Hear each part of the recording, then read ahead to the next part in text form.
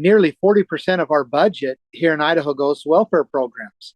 Not only that, is 36% of the people that are coming to Idaho are liberal minded, and they want to change Idaho into a more, woke, progressive place to live. And they're coming here and living off the state. And now they have the time and the means to be able to almost full time just attack the state and our policies. And they're doing it off the dime of the people of Idaho.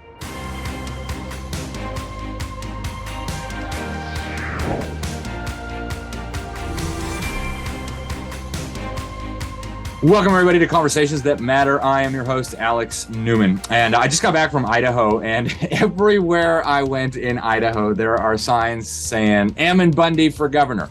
You'd think this guy was like, number one superstar. The entire time I spent in Idaho, and I was there for about a week. I was in North Idaho, South Idaho, Twin Falls, Boise, Coeur d'Alene. I was everywhere. Everywhere I looked, signs for Ammon Bundy. Not one single sign, and I'm not exaggerating, folks, not one single sign for Brad Little, the current governor who is running for re-election. So as I saw this, and then I saw some of Ammon Bundy's ads that were absolutely extraordinary, I realized, well, we got to get this guy on. He has got to share what's going on. Some of you have probably heard of Ammon Bundy. In fact, all of you have probably heard of Ammon Bundy. He is Ammon Bundy of Bundy Ranch fame. Of course, he was one of the Bundy family members who was on the ranch when the federal government came in and tried to, bully them into submission and get them to shut down their ranch and steal all their cattle and all the rest of it. I'm sure you guys remember that. It turned into a standoff. The government tried to prosecute some of them, but neither Ammon nor I think anybody else, except a couple of people who took plea deals, ended up being convicted of anything. In fact, Ammon never was even convicted of so much as a misdemeanor. He says he loves God. He loves his family. He's one of 14 children. He's got 6 of his own. I had the pleasure of meeting his wife at an event that he and I both spoke at in Montana. Just a wonderful, wonderful family. And Ammon is now running for governor in the great state of Idaho. To be perfectly honest, it's one of my favorite states. It's an amazing place. If I didn't live in God's country already down here in Florida, I'd probably be packing up and moving to Idaho. Ammon, thank you for coming on the show. It's so great to see you. First of all, just tell us, give us the background. You were running, I think, as an independent or a no party affiliation. What's the story with your gubernatorial run, and how in the world did you get so popular? So I started out actually running as a Republican. Then I could clearly see what the Republican Party was doing to any conservative that would run under their banner. And so right before the deadline, I jumped out and I said, hey, I'm gonna challenge the incumbent all the way to the general election. So we got out, collected the signatures that we needed. We did it very quickly. And we've been campaigning for the last year and a half. I have to say that the right people have come to the campaign at the right time, and it's been amazing. Many things that people don't even see are in place in our campaign, and we have this huge structure that we've built as far as infrastructure when it comes to communication tools, and we built our own software. And anyway, it's been phenomenal, and we're taking things on with a fresh look, and it's really paying off here in Idaho. Yeah, it clearly is, folks. And I'm not exaggerating one bit when I say that Ammon Bundy signs were everywhere while I was in Idaho, driving down the highway, little roads, little neighborhoods, you got Ammon Bundy signs outside their houses. It was truly extraordinary, especially for a candidate who's not on the Republican ticket. Ammon, I'm a little bit familiar with your governor there, Brad Little. In fact, we've interviewed Lieutenant Governor Janice McGeachin, very, very wonderful lady. She ran against him in the primary. And I know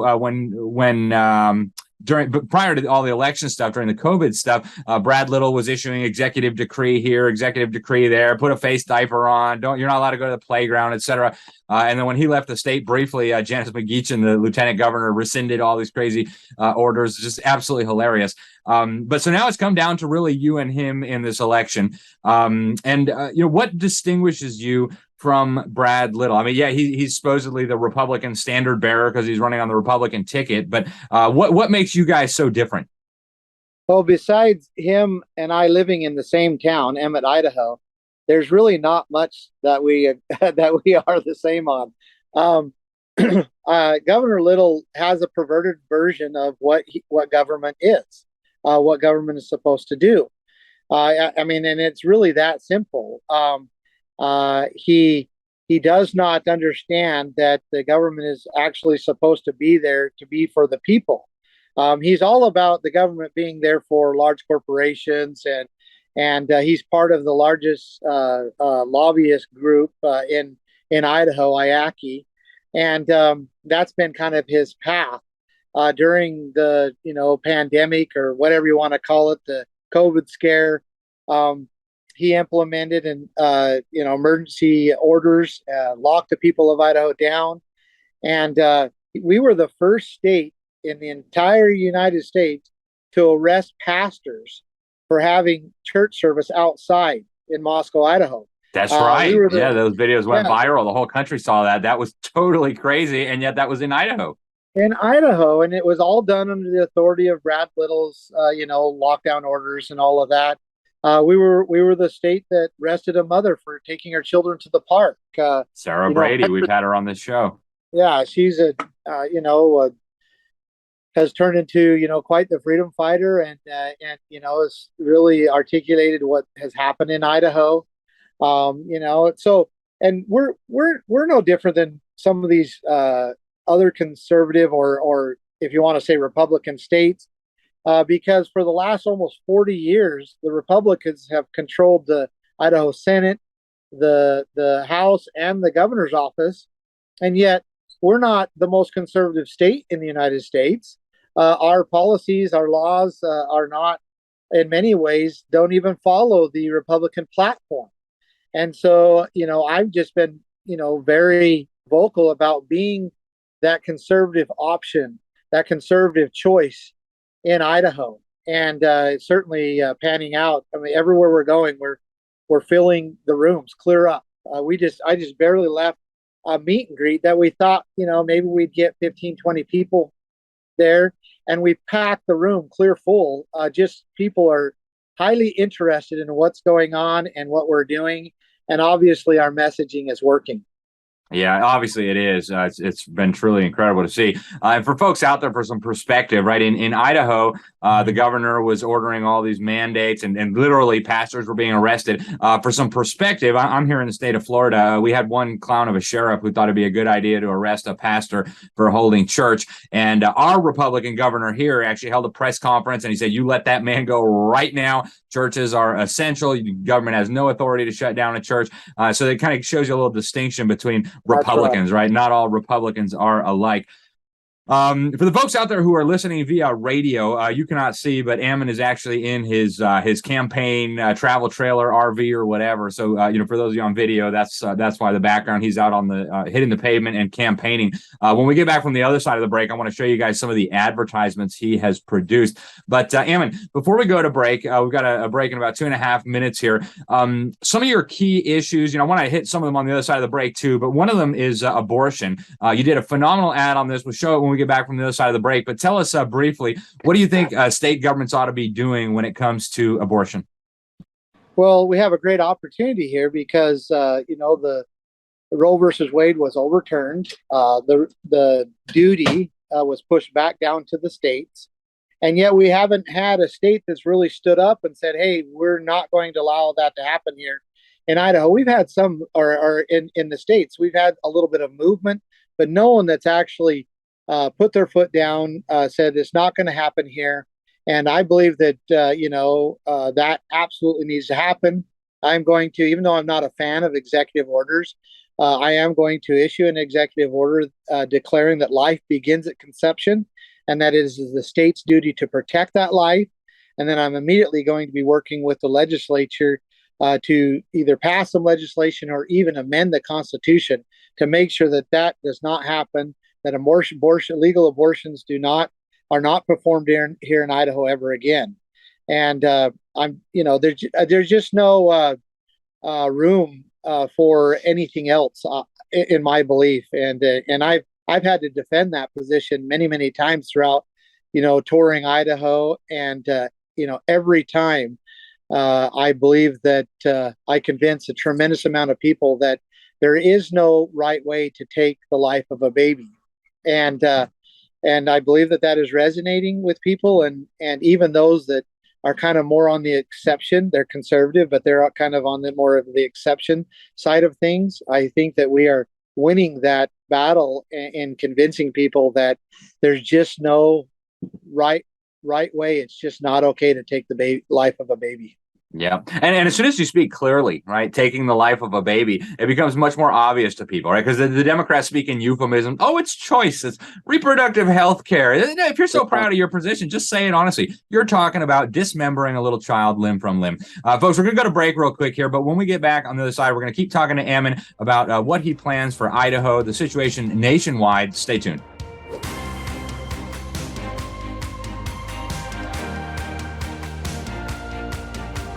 What's your relationship going to be with the Republicans if and when you win? I mean, the legislature obviously is dominated by Republicans. I just met with some of your new state senators who are coming in and some of the older state senators. They said it's probably going to be the most conservative legislature Idaho has had in a very long time. A lot of incumbents were ousted in the primaries. What kind of relationship would you have with the Republicans in the legislature if and when you win? So, Alex, there's two types of Republicans in Idaho, and so my relationship with the conservative Republicans is going to be really, really good. I have a great relationship with them. You know, they respect me, I respect them. Now, the establishment Republican, I don't know how we're going to mend that. We're going to have to either get rid of them or they're going to have to be convinced to go our way. Which I think a lot of pressure from the people is going to help that along, because they do sway according to, what is popular. And so, the Republican membership base here in Idaho is split right down the middle. And I know I'll get a tremendous amount of support from them. And understanding that is part of the reason why we're doing so well in this campaign, because we truly believe that we're going to, get a huge percentage of Republicans to vote for me. And that's one of the ways we are confident in what we're doing. Yeah, and I think you're probably right, Ammon. A lot of the Republicans that I talk to, including a lot of elected officials down there, are fully behind your campaign, which is very interesting. I mean, you're really shaking things up in a way that I haven't seen before. And your campaign ads were so good. I don't know that I've ever shown somebody's campaign ads in an interview, because it's just not something I normally do. But yours were so good and so intriguing. I want to show some of them. So we talked about abortion in the last segment. I want to show the folks your ad on abortion, which was just so powerful. So let's roll that. There is a war being waged against the most vulnerable and helpless people in our society, the unborn. With over 75 million abortions in the U.S. alone, abortion has become the largest genocide in human history. But with the overturn of Roe versus Wade, states have been given an opportunity to fight for the lives of the unborn. Brad Little sided with Democrats in Boise, but he refused to fight when he called Idaho's laws on abortion unconstitutional and unwise. I want to be clear. Murdering children is not a choice, it is a crime. And when I am governor, this crime will no longer go unpunished. My name is Ammon Bundy. I will put an end to abortion on day one. A vote for me is a vote to ensure that Idaho's borders are where abortion ends and where life begins.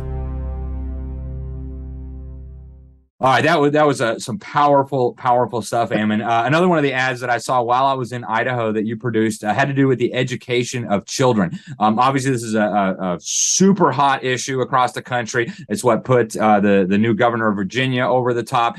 You've made this really a significant part of your campaign. Talk to us before we roll that ad about what are your thoughts on education and what's happening in the public schools? Well, they've been hijacked by, the gay ideology, I guess, and to the point where they're actually grooming our children, or to the point where, they're saying that they can do or educate our children in contrary to what even parents want them to. And not only that, and hide it from the parents. Yeah. And that's what's happening, all across the country. It's happening in Idaho just as much. But we have very strict rules in Idaho, laws in Idaho, that prohibit people from sexualizing children, from performing sexual acts in front of children.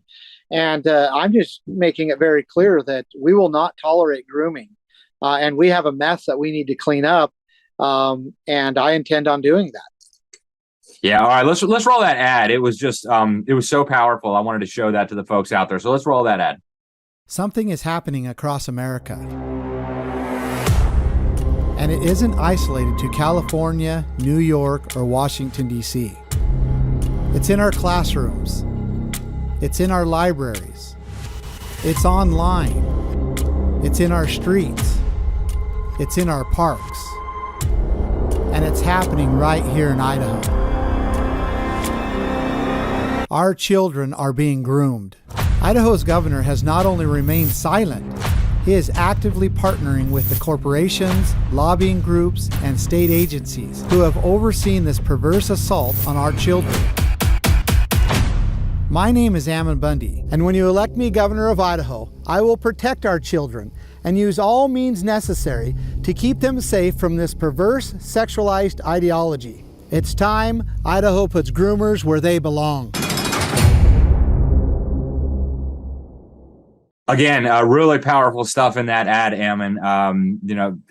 Very, very well done. I don't know who your ad director is. Somebody told me it's a guy that lives here in my state, but whoever did it did very, very good job. And you have a new one out now about the welfare regime, I guess, that has grown so huge, getting more and more people dependent on government. What are your thoughts on government kind of becoming sugar daddy for so many people, and becoming the source of sustenance for so many people? What should the government be doing as it relates to these kinds of issues?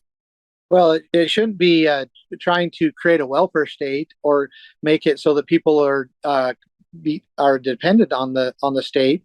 But in Idaho, that is what's happening. Nearly 40% of our budget here in Idaho goes to welfare programs. Not only that, is 36% of the people that are coming to Idaho are liberal-minded, and they want to change Idaho into a more woke, progressive place to live. And they're coming here and living off the state, and now they have the time and the means to be able to almost full time just attack the state and our policies, and they're doing it off the dime of the people of Idaho. And I have been very clear that I believe that we need to end almost all of the welfare programs in Idaho, push it back to the churches, back to the families, back to the local communities. And that we do ourselves a tremendous amount of good, by doing that. And we also know that many of the liberals will leave the state. One is because they can't live here without receiving those welfare programs from the state. And two, if I win, they're just flat out not going to be here, and they're going to leave. So we've had a little fun with this. And in our last campaign ad said that, well, we'll help them move then. Well, let's roll that ad real quick here. Let's show that. Idaho liberals say that if I'm elected as governor, they will leave the state. Well, I'm here to tell you that when I'm elected governor, Idaho will help pay for their moving costs. After all, it's cheaper than keeping them here. Idaho spends nearly 40% of our annual budget on welfare programs. That's almost $4 billion of your tax dollars going up in the smoke every year. As governor, we will be getting rid of property tax, income tax, and your grocery tax, and balancing the budget by ending our billion-dollar welfare state. Idaho isn't California, and if liberals have a problem with that, then we'll help them move there.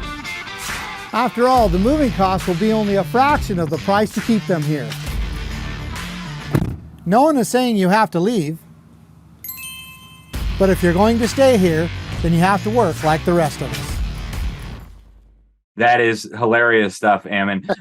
We're down to just a few minutes left. What are the national implications of this, Ammon? Do you think people are finally getting sick of the Republican establishment enough to kind of leave the plantation and leave the two-party system and try something else? Are there lessons here for people all across the country? Yeah, it sure feels that way, Alex. It really feels that way. I hope that it is. I mean, all that we're seeing and all that we're, experiencing here is showing that people are not necessarily going to be loyal to parties like they have been in the past. They're truly concerned about their liberty. They're concerned about their future and their children's future. They're starting to ask questions and consider things that they haven't considered before. Man, if you somehow manage to win this, that is going to be a political earthquake that's going to be felt from coast to coast. My guess is you're facing a lot of opposition from the establishment wing of the party. Talk a little bit about that. What's some of the stuff they're throwing at you? So the real concern is that there's this unholy alliance between the Democrats and the establishment Republicans, to the point where a lady just informed me today in our meet and greet that the Democrat nominee in Idaho has less than 50 people that have donated to his campaign, and which we think that's funny, that's good, which it is kind of funny. It's almost hilarious. But the problem is what we're afraid is going to happen is the Democrats are going to vote for Brad Little. And they did that in the primaries. They actually registered around 36,000 Democrats registered as Republicans and voted for Brad Little in the primary and made it so that he won that primary. And we're afraid that he's going to do that again. There's no way to stop it. We were hoping that the Democrat nominee would kind of hold his own and that they would get behind him, but it looks like that's not happening. So that's the challenge, a real challenge that we face, and probably one of the biggest challenges that or issues that we can point to if we don't prevail here. And we hope that doesn't happen. But again, it's very difficult to see where the establishment Republicans begin and where the Democrats end, or vice versa. There's just this blend between them and even their policies. Yeah, and it's happening all over the country. It's even here in Florida. Ammon, your website, votebundy.com. I want to thank you so much for joining us today on the program. It's been wonderful to have you. Good luck. Thank you, Alex.